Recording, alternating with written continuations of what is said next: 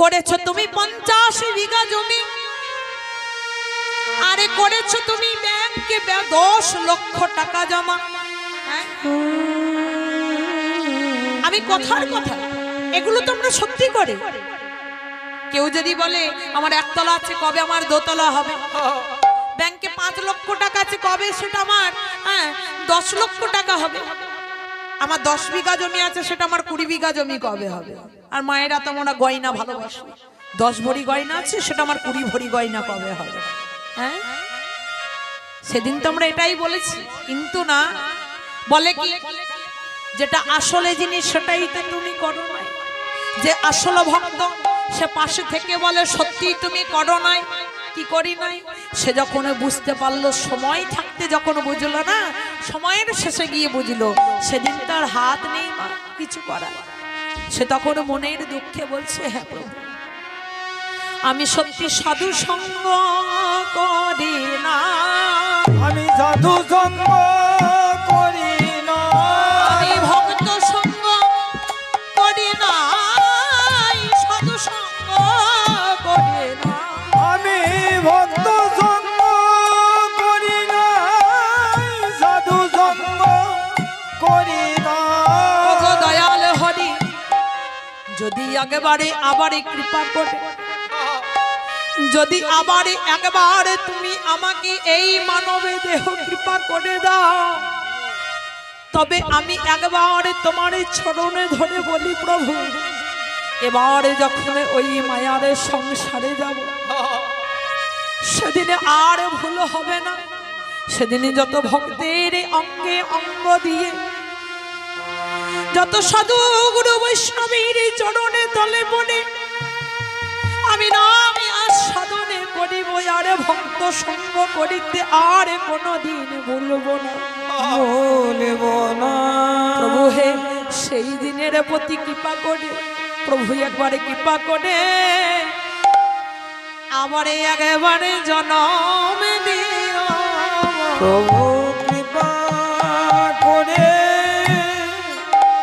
জনম দিও, একবারে কৃপা করে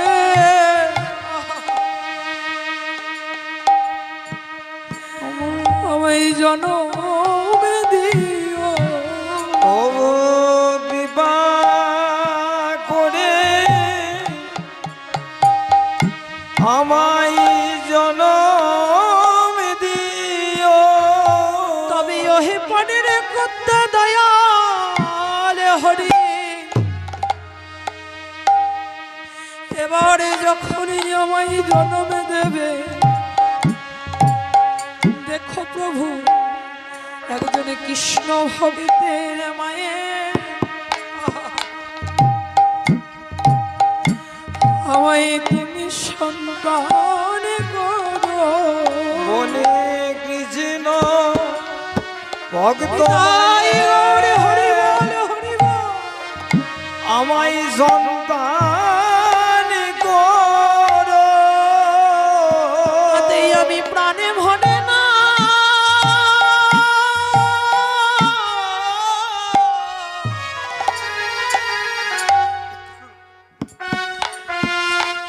যেন গাইতে পারি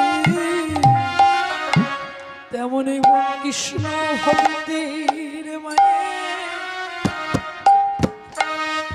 সন্তান করো, যেন প্রাণে ভরে না,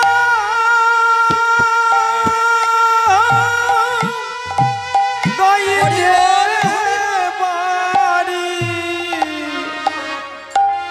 আমায় কৃষ্ণ ভক্ত মায়ের সন্তান করো। যেন প্রাণে ভরে না,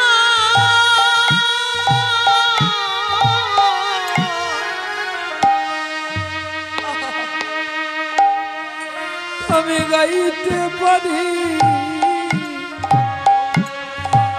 যেন গাইতে গাইতে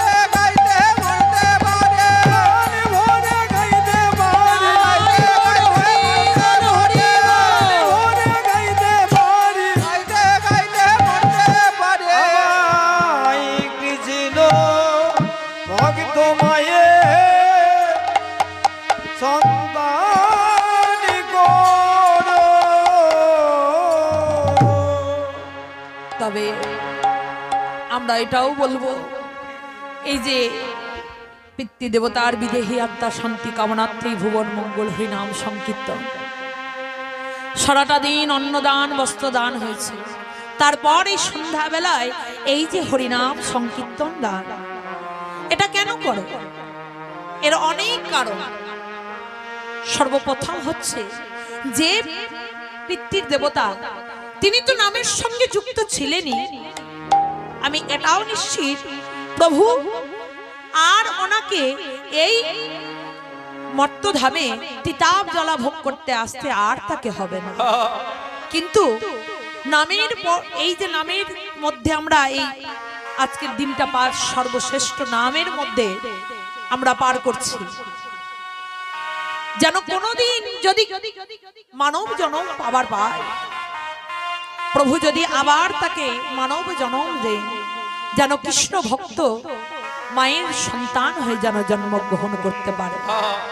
এবং তিনি যখন কৃষ্ণ ভক্ত সন্তান হয়ে জন্মগ্রহণ করতে পারে এবং তার যে পুত্র কন্যা যারা আছে তাদের সবাই যেন কৃষ্ণমুখী হতে পারে, গৌরমুখী হতে পারে, এই জন্য আরো সংসারের সকল অমঙ্গল দূরীভূত হয়ে মঙ্গল সদা সর্বদাই বিরাজ করে এবং প্রভু তার কৃপাবৃষ্টি সেই সংসারে অটুট বিয়রিশন করে যায়।